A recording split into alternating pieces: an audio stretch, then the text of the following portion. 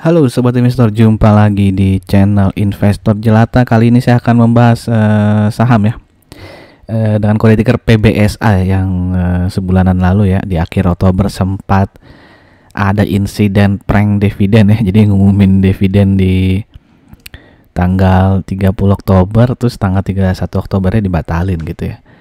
Mungkin ada teman-teman yang sempat ketipu juga gitu ya.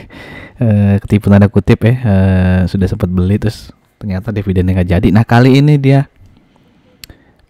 mengumumkan lagi ya pembagian dividen ya. Kali ini beneran ya, mudah-mudahan beneran ya, nggak ada besok atau nongol batal lagi gitu ya.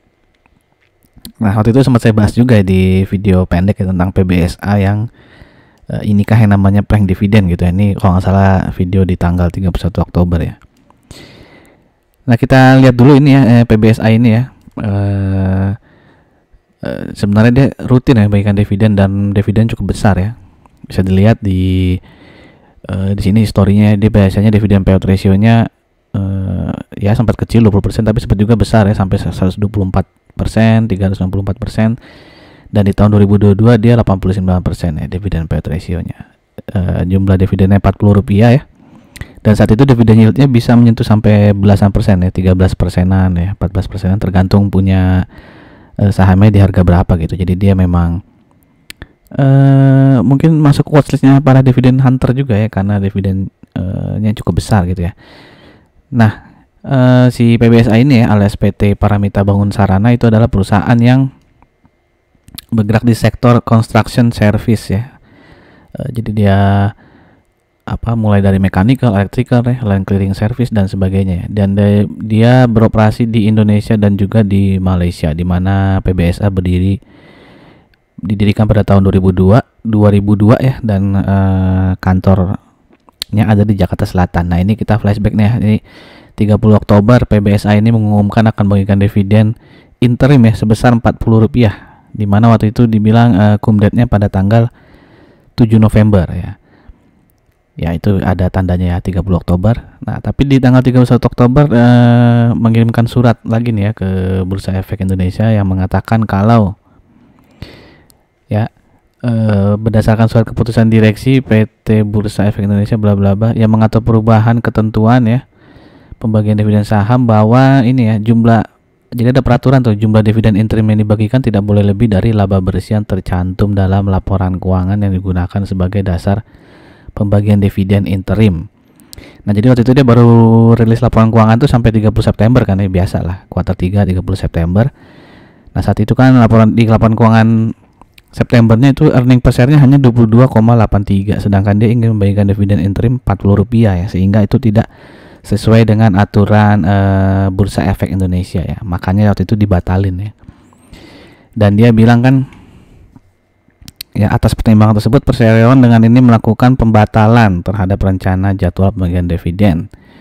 Ya, perseroan akan melakukan limited review terhadap laporan keuangan perseroan per 31 Oktober gitu ya. Nah, dia ini ya, ini ada atas lagi baca ya. Namun demikian pada bulan Oktober 2023 perseroan telah mencatatkan pendapatan yang cukup signifikan untuk dapat memenuhinya. Nah, dia tuh sampai Oktober sebenarnya earning per share-nya dia merasa lebih dari 40 ya. Cuman karena yang dilaporkan baru sampai September 2023 yang hanya earning per share 22,83, jadi dia nggak bisa bagian dividen tuh. Jadi dia akan memberikan laporan keuangan lagi yang baru gitu ya, sehingga nanti dia bisa bagiin dividennya. Nah, ini ya, jadi dia mengeluarkan ya laporan keuangan spesial nih ya, per 31 Oktober 2023 ya, dimana di sini labanya jadi naik banyak ya. Cuman labanya naik banyak itu dari hasil penjualan investasi ya. Bisa dilihat di sini, yang kalau ini kan 31 September ya, 30 September itu laba penjualan investasinya malah merugi ya, 7,2 miliar ya. Ya, bisa dilihat di sini laba bersihnya di 30 September tuh hanya 68 miliar. Dan sekarang di Oktober 31 Oktober itu menjadi 190 miliar ya, dimana itu 165 miliarnya dari laba penjualan investasi. Jadi di September dia rugi ya investasinya, sekarang untung 165 miliar ya. Sehingga itu membuat laba earning per share-nya itu sekarang 63,41 ya. Yang tadinya kan hanya 22,8 ya, sekarang menjadi 63,4 rupiah gitu ya. Nah, investasi apa yang dijual ya? Ini saya cari beritanya ya. PBSA jual 10% saham perusahaan ekstraksi limbah sawit senilai 206 miliar. Jadi dia punya saham ya di PT Eco Oils Jaya Indonesia. Nah, itu semua milik sahamnya si PBSA 10% itu dijual ya. Nilainya seharga 13,75 juta dolar ya. Kalau dirupiahkan menjadi 206,6 miliar. Oke, dimana menurut penilaian publik ya, sampai dengan 30 Juni 2023 10% sahamnya itu nilainya 12,9. Nah, dia ngejual sebesar 13,75. Jadi ya di atas harga penilaian ini ya. Jadi ya cuannya banyak lah gitu. Intinya dia menjual terus dapat uang ya 206,6 miliar ya. Nah, saya menduga ya laba penjualan investasi ini 160 miliar ya. Pasti untungnya paling banyak itu dari penjualan 206,6 miliar ini ya. Dan kalau dilihat ya, kalau aja laba penjualan investasi ini nggak ada 160 miliar ya, berarti laba bersih dia cuma 25 miliaran doang gitu ya, dibandingkan tahun lalu yang sampai 103 ya. Ya intinya laporan keuangan sampai Oktober ini bagus ya, karena ada penjualan investasi, penjualan saham di PT Eco Oils Jaya Indonesia ini. Oke, terus saya cari-cari lagi di laporan keuangan, ternyata dia punya ini ya, emang rajin invest saham nih ya. Bahkan dia punya saham Bumi ya, nih kan per 31 Oktober dia punya saham Bumi senilai 61,9 miliar ya. Lalu INKP nih, Indah Kiat 41,4 miliar, lalu Antam ya 13,6 miliar ya. Ini harga saham dia nih ya. Di Bumi dia punya saham di harga 113 rupiah ya, di INKP 9.600, di Antam 1.700 ya. Selain saham juga dia invest ya di reksadana nih ya. Bisa lihat teman-teman di sini di Juara Kapital dan KPD Nusadana. Jadi menarik ya, si PBSA ini berinvestasi di saham maupun di reksadana nilainya segini nih, 129,32 miliar ya. Jadi kalau sahamnya naik ya bisa untung banyak, tapi kalau sahamnya boncos dia bisa rugi juga gitu ya. Oke, kita sekarang ke chartnya ini ya. Ya, ini per 31 Oktober nih, ketika dia mengumumkan pembagian dividen terus dibatalin ya. Di sini harga sahamnya sempat naik tinggi nih ya di 31 Oktober ya, sampai ke 375 mungkin ya, tapi akhirnya dia turun lagi ya di closing ya, sampai ke 354 ya. Mungkin orang udah tahu nih dibatalin dividennya ya. Nah, sekarang ini chart per 8 Desember ya. Bisa kita lihat di sini sebenarnya dari Mei 2023 sampai sekarang dia sideways lah ya, di antara 300 rupiah sampai dengan 380 rupiah. Nah, kemarin ya di penutupan hari Jumat nih ada kenaikan juga nih ya. Yang tadinya dia mungkin di hari Kamis closing di 320 ya, atau 315 ya, tapi di hari Jumat dia naik nih ke 326 ya. Mungkin sudah ada yang tahu akan pembagian dividennya ya, sehingga dia naik dan closing di harga 326 ya. Jadi ini ada resisten di 356 dan supportnya di sekitar 310 305 lah gitu ya.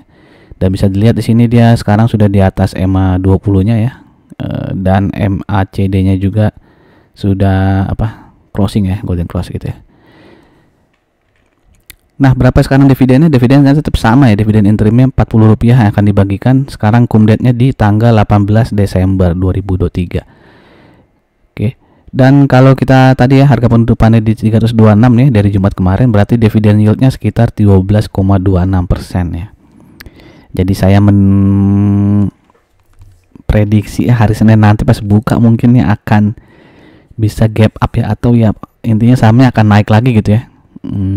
Mungkin juga gap up ya, karena mungkin sudah akan banyak yang tahu di weekend ini nih akan bagi dividen 40 rupiah ya, dengan dividen yieldnya 12,26% nih. Jadi ya pasti akan diburu oleh para dividen hunter nih kayaknya ya. Nah, itu saja informasi dari saya ya. Bagaimana menurut pendapat teman-teman? Apakah besok akan langsung taruh order ya buy PBSA nih di 326 ya? Tapi nggak tahu juga bisa dapat apa enggak di 326 ya. Kalau dia gap up bisa-bisa nggak dapat gitu ya. Nah, Silahkan tuliskan pendapat teman-teman di kolom komen ya, apakah ini layak di HK ya, dihajar kanan ya hari Senin nih untuk mengejar dividen Rp40-nya. Silahkan tuliskan di kolom komen. Dan sekali lagi saya ingatkan ya, ini tidak ada ajakan untuk membeli atau menjual, saya hanya sekedar membagi informasi. Silahkan teman-teman atur taktik teman-teman ya, biar nggak terjebak dividen trap nih ya. Mengingat si PBSA ini kali ini profitnya tuh paling banyak karena hasil penjualan investasi ya, bukan dari bisnis core-nya yang tadi di construction services ya. Jadi jangan sampai terjebak dividen trap. Mungkin kalau mau main singkat aja gitu ya, mungkin masih bisa cuan gitu ya. Oke, demikian saja informasi dari saya. Sampai jumpa di video-video berikutnya. Salam jelata.